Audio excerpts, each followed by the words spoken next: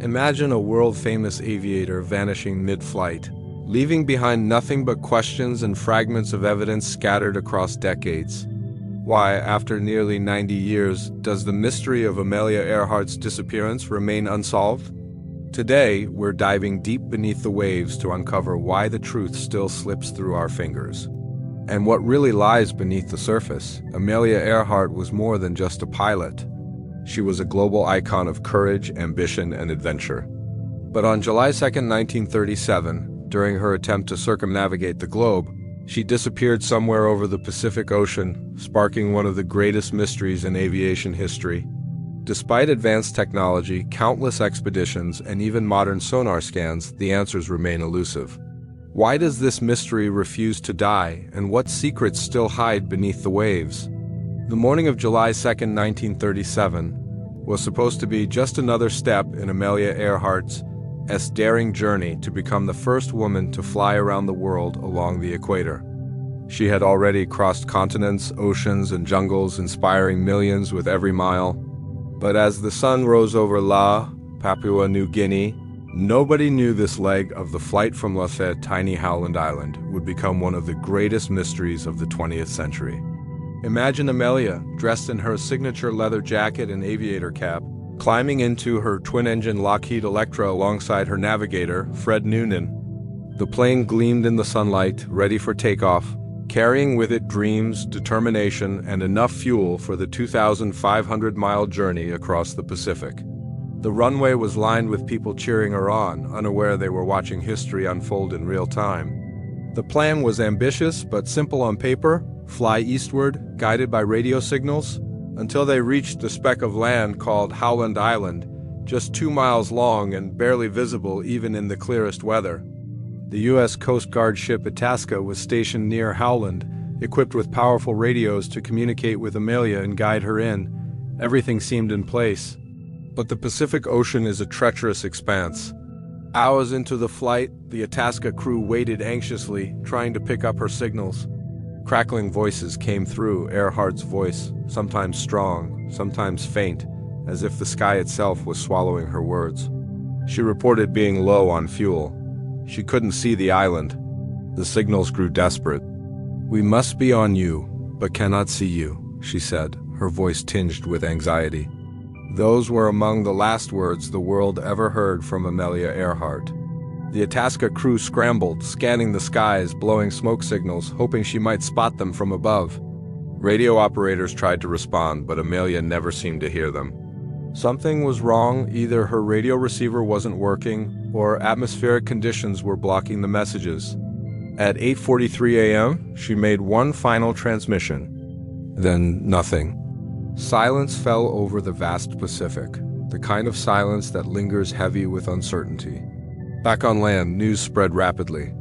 America's sweetheart, the woman who had already flown solo across the Atlantic and broken countless records, had vanished.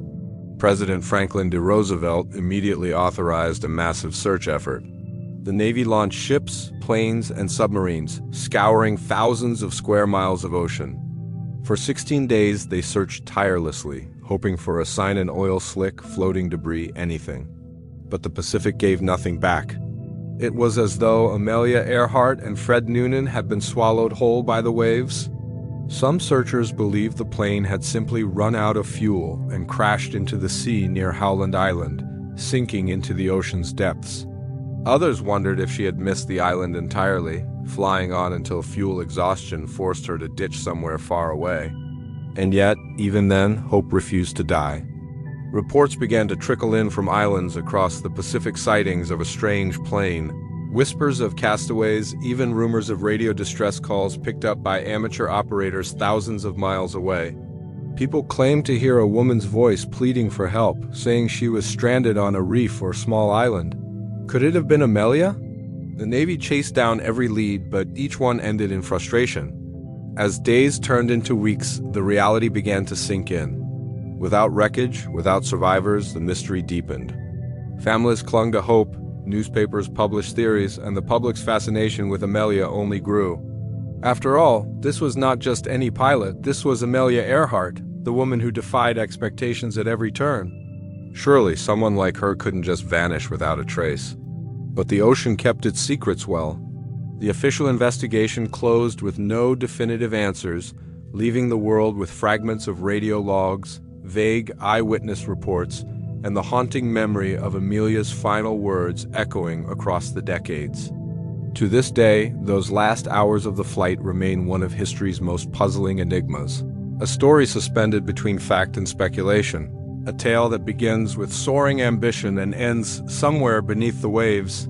The disappearance of Amelia Earhart triggered what was, at that time, the largest and most expensive air and sea search in history. The moment radio silence fell on that fateful morning, the U.S. Navy and Coast Guard sprang into action. Within hours, search planes roared over the Pacific skies, scanning the endless blue expanse below for any sign of Amelia, Fred Noonan, or the Lockheed Electra. Ships crisscrossed the waters, hoping to spot wreckage or survivors on remote islands. But as the sun rose and set day after day, no trace emerged. It was as though the Pacific had swallowed them whole, leaving behind only questions and frustration. The search began around Howland Island, the last known point near Amelia's intended destination. The Itasca, the ship stationed near the island, launched small boats to comb nearby reefs. When nothing turned up, the Navy expanded its search area dramatically. Battleships, destroyers, and even submarines scoured nearly 250,000 square miles of ocean. The USS Colorado sent out planes to survey distant atolls, hoping Amelia might have crash-landed somewhere isolated. The search grew desperate. Time was slipping away. If Amelia and Fred had survived a crash, they would need food, water, and rescue soon. Every passing hour lowered those chances. Meanwhile, radio operators across the United States reported hearing faint signals, voices that might have been Amelia's. Some claimed she was transmitting pleas for help, describing a damaged plane and dwindling supplies. A few amateur radio enthusiasts insisted they picked up coordinates or vague references to islands. At first, searchers clung to these reports, hoping for a breakthrough. But as the days dragged on, conflicting signals and a lack of solid evidence left them chasing shadows. By mid-July 1937, 2 weeks after the disappearance, the Navy called off the search. Officially, the government concluded Amelia Earhart and Fred Noonan had gone down at sea, their plane sinking in deep, uncharted waters near Howland Island. The decision devastated Amelia's family, friends, and the public who had followed her journey with such admiration. But not everyone accepted the official story. Some believed the search ended too soon, that more could have been done, that somewhere out there, Amelia might still have been alive, waiting for rescue that never came. In the decades that followed, the search for Amelia never truly stopped. Private expeditions, fueled by fascination and determination, returned to the Pacific again and again. In the 1940s, a group of U.S. servicemen stumbled upon human bones and artifacts on Nikomoro, then called Gardner Island, hundreds of miles from Howland. Some believed these could have belonged to Amelia and Fred, but the evidence was inconclusive, and the bones later vanished, leaving behind more mystery than answers. As technology advanced, so did the searches. Sonar equipment mapped the ocean floor. Underwater drones explored depths unreachable to divers. Satellite imagery scanned islands for wreckage. Each time, hope soared that this would be the mission to solve the mystery once and for all. Yet each time, the ocean offered only silence. No plane, no remains, no definitive proof ever surfaced. The 21st century brought even bigger efforts. The International Group for Historic Aircraft Recovery, or TIAR, led multiple expeditions to Nikomoro, convinced Amelia had landed there after missing Howland Island. They found pieces of metal, old shoes, and other artifacts that sparked headlines. Were these remnants of Amelia's final days? Some experts believe so, pointing to radio distress calls that seemed to align with the island's location. Others dismissed the finds as circumstantial, arguing the evidence lacked concrete links to Amelia's plane. Then came the deep-sea searches. Funded by wealthy enthusiasts and backed by advanced robotics, these missions deployed sonar scanners and remotely operated vehicles to comb the ocean floor near Howland Island. In 2019, one such expedition thought they had finally spotted the Electra's remains resting beneath the waves. Sonar images hinted at a shape resembling a fuselage, But when cameras descended to investigate, the object turned out to be nothing more than an oddly shaped rock. Year after year, expedition after expedition, the mystery tightened its grip. Each search promised answers, raised hopes, then ended in disappointment. The Pacific is vast beyond imagination, covering more than 60 million square miles. Its depths plunge miles below the surface, hiding secrets in darkness and pressure that crushes steel. Finding a single plane in this watery wilderness is like searching for a needle not just in one haystack, but in a field of haystacks scattered across the horizon. And yet, the fascination never faded. Governments, historians, scientists, even treasure hunters kept returning to the mystery. Each new clue, each fragment of evidence, each rumored discovery reignited public imagination. Perhaps the next expedition would find the smoking gun, the wreckage, the logbook, the proof that would finally tell the world what happened on that July morning in 1937. But no matter how advanced the technology became, the Pacific held its secrets tight, refusing to give up the truth. As the years passed and no definitive answers surfaced, theories about Amelia Earhart's disappearance began to multiply like waves on the ocean itself. Some were grounded in logic, others born from speculation, and a few drifted into the realm of the extraordinary. Each one attempted to answer the question the world could never let go of. What really happened to Amelia and Fred Noonan after that final radio transmission on July 2, 1937? One of the earliest and most widely accepted theories was the crash and sink scenario. Supporters of this idea argued that Amelia simply ran out of fuel while searching for Howland Island and ditched the Electra into the Pacific. With no land in sight, the plane would have plunged into the water, possibly breaking apart on impact, and then sunk into the deep, dark trenches below. This theory explained the complete absence of wreckage, the radio silence, and the urgency in her final transmissions. It was simple, tragic, and believable. But believers in this theory faced one enormous problem. Despite decades of searches covering thousands of square miles of ocean floor, no one has ever found the plane. Not a wing, not a piece of metal, not even a rivet conclusively linked to Amelia's Lockheed Electra. For some, this silence from the sea itself made the crash and sink idea too easy, too incomplete. Then came the Nikomoro hypothesis, a theory that began gaining serious attention in the late 20th century. This theory suggested Amelia and Fred may have flown off course and landed on the remote Nikomoro Island, then known as Gardner Island, about 350 miles southeast of Howland. The idea gained traction when artifacts started turning up items like a piece of metal resembling part of an aircraft, a woman's shoe, and even bones that some believed could be human. Researchers pointed to reports of distress calls heard in the days after the disappearance, transmissions that seemed to align with the island's location. If true, Amelia and Fred might have survived the landing but died as castaways, stranded on an uninhabited atoll surrounded by unforgiving seas. Supporters of the Nikomoro theory highlight one haunting possibility: the radio calls. In the days immediately following the disappearance, dozens of amateur operators across the Pacific claimed to have heard a woman's voice calling for help. Some of the messages described a plane down on a reef, water rising around it, supplies running low. If these calls were genuine, it would mean Amelia and Fred survived the initial landing and waited desperately for rescue that never came. But skeptics argue the island was searched soon after with no conclusive signs of the Electra or its crew. For decades, this back and forth over Nikomoro has fueled documentaries, expeditions, and endless debates, each side convinced the other is chasing shadows. And then there are the more sensational theories, the ones that refuse to die because they tap into something deeper than facts-are fascination with conspiracy and mystery. One of the most persistent claims suggests Amelia was captured by the Japanese military after crash landing in the Marshall Islands, which were under Japanese control at the time. According to this idea, the Japanese either executed her as a spy or held her prisoner until her death.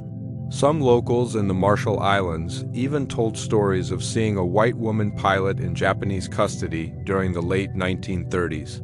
Old photographs surfaced over the years, one in particular claiming to show Amelia and Fred alive on a dock, guarded by Japanese soldiers. Yet time and again, historians debunked these claims, tracing the photos to dates and places that didn't align with the timeline. Still, the theory refuses to vanish, clinging to the imagination like a ghost story whispered across generations. Another fringe theory claims Amelia survived the crash and returned to the United States under a new identity, living out her days in secret.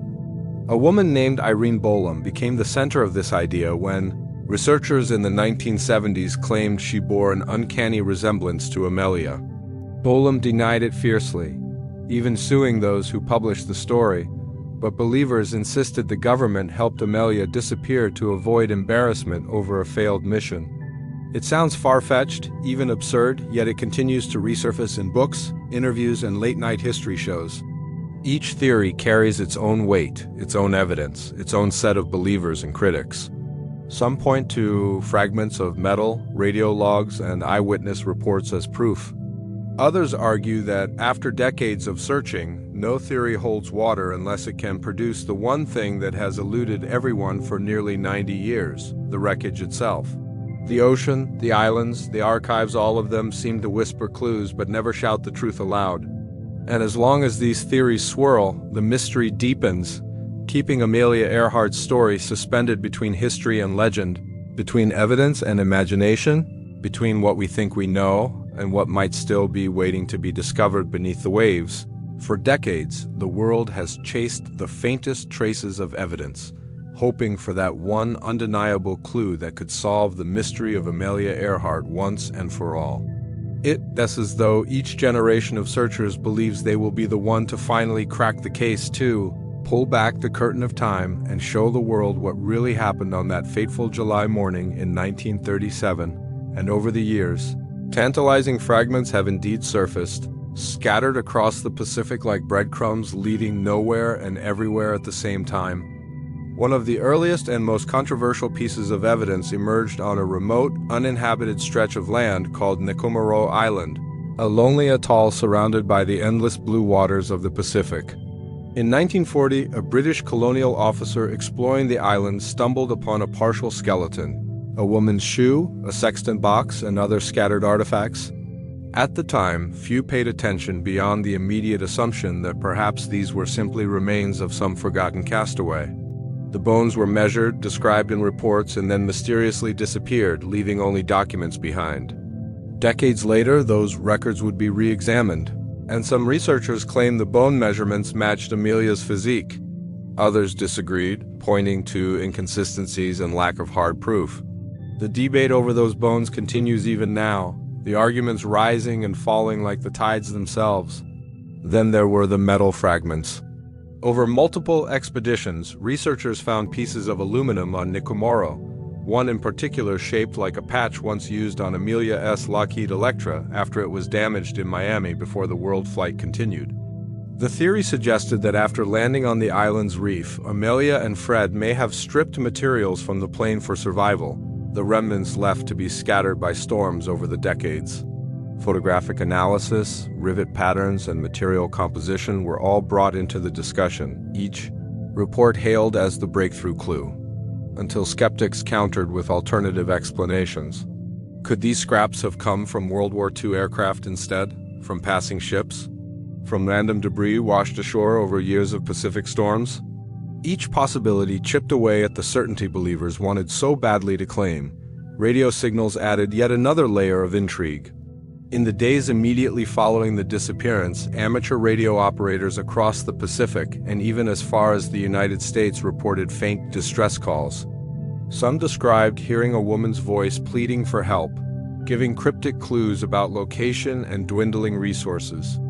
A few claimed coordinates pointed toward Nikumaroro or nearby waters. Skeptics dismissed these signals as atmospheric anomalies or hoaxes, yet the timing and consistency across multiple sources left a lingering possibility. Could Amelia really have been alive, transmitting desperate messages while the world searched hundreds of miles away in the wrong place? Sonar scans have also delivered moments of hope, only to dissolve into disappointment. In 2019, an expedition using deep-sea sonar detected what appeared to be the outline of an aircraft fuselage resting miles beneath the waves not far from Howland Island. The announcement made headlines worldwide, promising closure at last. But when remote-operated submarines descended to the ocean floor, the shape turned out to be nothing more than geological formations, rocks masquerading as history's most famous missing plane.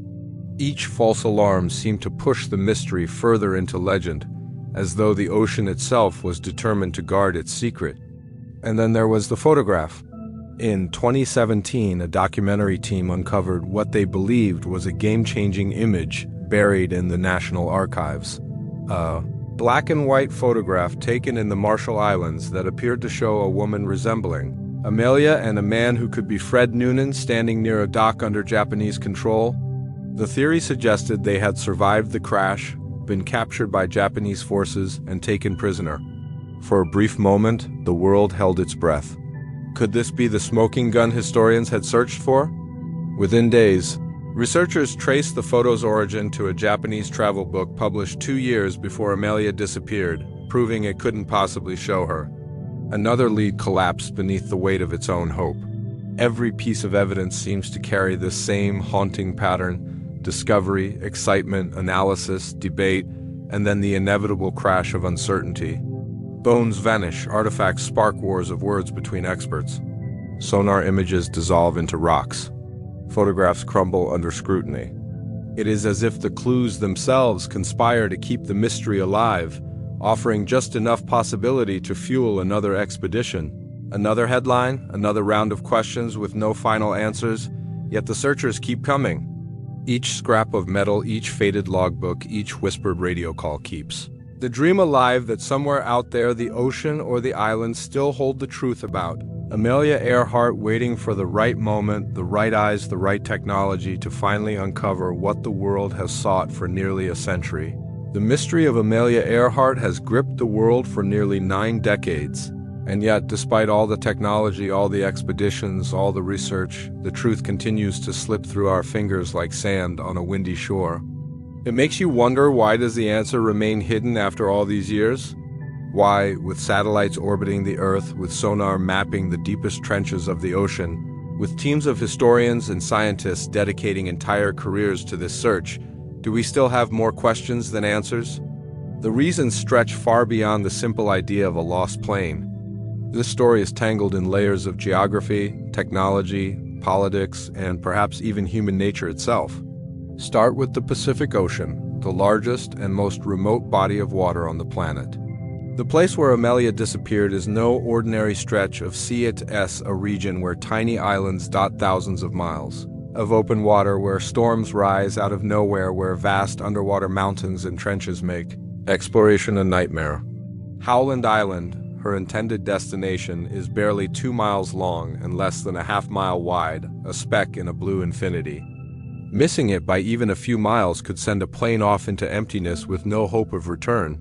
Search teams in 1937 faced nearly impossible odds, scouring waters with limited maps, primitive communication systems, and no GPS to guide them. Even today, deep-sea missions in this area face enormous challenges. The ocean here plunges to depths of over 18,000 feet in places. Finding a single aircraft in that darkness is like looking for a coin on the floor of a football stadium with the lights turned off. But geography is only part of the story. Technology in 1937 had its limits, and those limits left devastating gaps in the record. Amelia's Lockheed Electra was advanced for its time, but radio equipment then was notoriously unreliable. Messages crackled, faded, and sometimes disappeared completely due to atmospheric interference. Her final transmissions gave hints of location, but nothing precise enough for rescuers to lock onto. Without a clear crash site or survivor reports, investigators were left to piece together fragments, each one open to interpretation, none offering certainty. By the time search efforts expanded beyond Howland Island, days had passed, and in the Pacific, days mean everything. Winds, tides, and currents can scatter wreckage across hundreds of miles or sink it forever before the first rescue plane even leaves the ground. Then there are the political undercurrents that complicate the story. Amelia vanished in a world on the brink of World War II, in waters not far from territories controlled by Japan. Some researchers argue that the growing tensions of that era may have influenced how evidence was handled, what information was shared, or even what possibilities were explored. Theories about Amelia being captured by the Japanese refuse to die, partly because records from that period remain incomplete or conflicting. Governments had their own agendas, their own secrets, their own priorities. And when decades pass before archives open, or worse, when documents vanish entirely, the trail grows cold, leaving behind only speculation where facts should have been. But perhaps the biggest reason the truth stays hidden lies in the nature of the mystery itself. Amelia Earhart wasn't just a pilot. She was a global icon, a symbol of courage and independence at a time when the world desperately needed heroes. Her disappearance froze her in time, turning her from a living person into a legend. And legends have a way of resisting closure. Each theory, each clue, each expedition carries the weight of expectation, as though solving this mystery means taming something wild and untouchable. Yet every time answers seem close, they slip away, keeping the story alive for another generation to chase. Psychologists even talk about the allure of the unsolved, the way humans are drawn to mysteries precisely because they lack endings. Amelia's story sits at the intersection of adventure, tragedy, and possibility. Did she crash into the sea within sight of Howland Island? Did she survive as a castaway on a lonely reef, sending out desperate radio calls before the ocean finally claimed her and the Electra alike? Was she captured, silenced, hidden away in wartime secrecy? The lack of definitive proof leaves room for all these versions to exist side by side, none fully proven, none fully disproven, each one keeping the world coming back for more. And so the search continues, fueled not only by science but by emotion, by the human refusal to accept that some questions might never have answers. Every sonar scan, every expedition, every analysis of a weathered photograph or corroded piece of metal carries the hope that this time will be different, that this time the ocean will finally give up its secret. Yet year after year, decade after decade, the waves close back over the searchers' efforts as though determined to keep Amelia Earhart exactly where she has been since that July morning, caught between history and legend, fact and possibility, the known and the unknowable. As the decades have rolled on, one question refuses to fade. Will the mystery of Amelia Earhart ever be solved? With each passing year, technology grows sharper, expeditions grow bolder, and yet the truth remains stubbornly out of reach. But searchers and scientists haven't given up. In fact, many believe the future may finally hold the key to unlocking one of the greatest unsolved mysteries in history. The question is, will the ocean give up its secret, or will it guard it forever beneath the waves? In recent years, the search for Amelia Earhart has taken a dramatic leap forward with advancements in underwater exploration.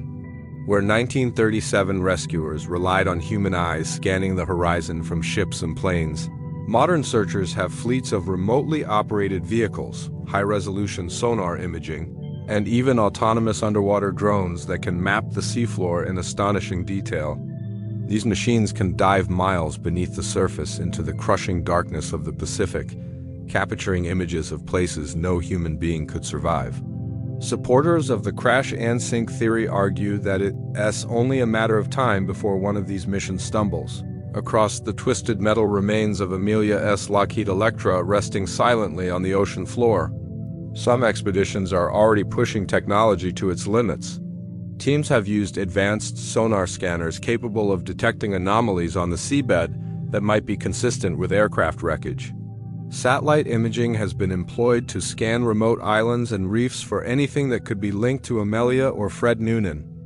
Artificial intelligence now plays a role, analyzing massive amounts of data from past expeditions, weather patterns, and even historical flight records to predict where the plane might have gone down.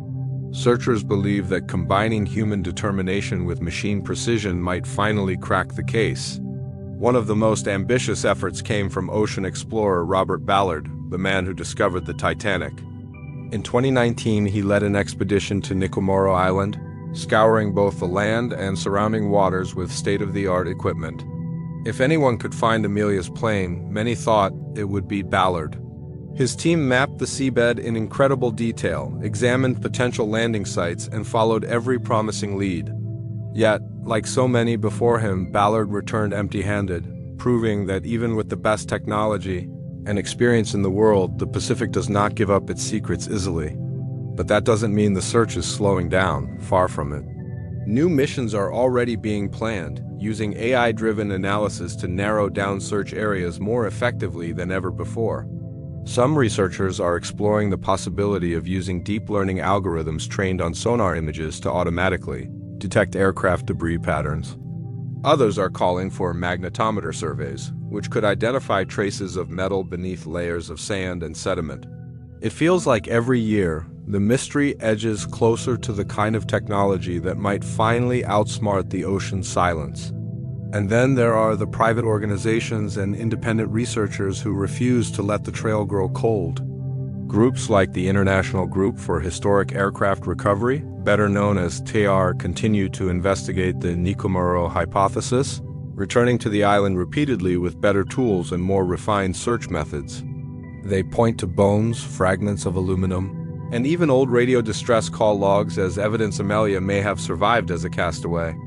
Each new expedition brings the promise of a breakthrough, the chance to find that one piece of irrefutable proof, a serial number on a piece of wreckage, a photograph of the plane's remains, something that ends the debate once and for all. Meanwhile, the crash and sink advocates argue for deeper searches near Howland Island, convinced the plane lies somewhere within a few hundred miles of its destination, preserved beneath miles of water. They believe that as sonar and submersible technology continue to advance, the chances of discovering the Electra's final resting place grow stronger each year. And yet, there's another possibility, the idea that the mystery itself may never fully surrender. Some researchers suggest that even if wreckage is found, questions about Amelia's final hours might remain unanswered forever. Did she survive the crash? Did she send the desperate radio calls some claim to have heard? Did she and Fred Noonan die quickly, or did they wait days, maybe weeks, hoping for rescue that never came? Physical evidence might solve part of the mystery, but the human story, the final moments of courage, fear, or hope, may always belong only to Amelia and Fred themselves. Still, the search presses on, driven not just by science, but by a sense of unfinished history. Each expedition, each scan, each newly uncovered clue keeps Amelia Earhart's story alive in the hearts of people around the world. The future holds the promise of technologies we can barely imagine today: satellite systems, capable of mapping the seafloor in real time, autonomous drones able to search endlessly without human crews' artificial intelligence, piecing together data from ocean's archives and eyewitness accounts to reveal patterns no one has seen before. Some believe it is inevitable that one day someone will find her. Others believe the Pacific guards its secrets too well, that Amelia's story may be destined to remain a legend no matter how advanced our tools become. Either way, the mystery keeps calling explorers back, generation after generation, as if daring them to solve the riddle that began on that quiet July morning in 1937, when a plane lifted into the sky and vanished into history for nearly 90 years. The mystery of Amelia Earhart has floated between history and legend, a story woven from ambition, courage, tragedy, and the endless unknown. We followed her final flight into the Pacific skies, listened to the last desperate radio calls, watched as searchers from battleships to deep-sea robots scoured the waves and weighed theories ranging from the logical to the extraordinary.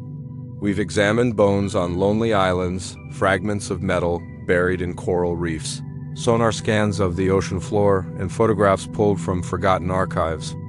We've seen how technology keeps pushing forward, how expeditions keep returning, how hope refuses to die.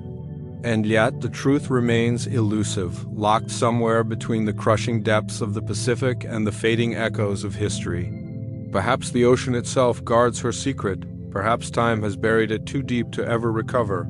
Or perhaps the answer lies just beyond the next wave of technology, waiting for the right moment to emerge. What makes this mystery so enduring isn't just the question of where Amelia Earhart's plane came to rest. It's the story of a woman who dared to defy gravity, society, and the limits of her era, who carried the dreams of a generation into the sky and vanished, leaving the world to wonder forever what really happened on that July morning in 1937. And maybe that's why we keep searching. Not just to find a plane or solve a puzzle, but to close a chapter of history that has remained open far too long. Because somewhere out there, beneath the waves or on a forgotten reef, lies the final piece of a story that has captured hearts and imaginations for nearly a century, a story waiting, even now, for its ending.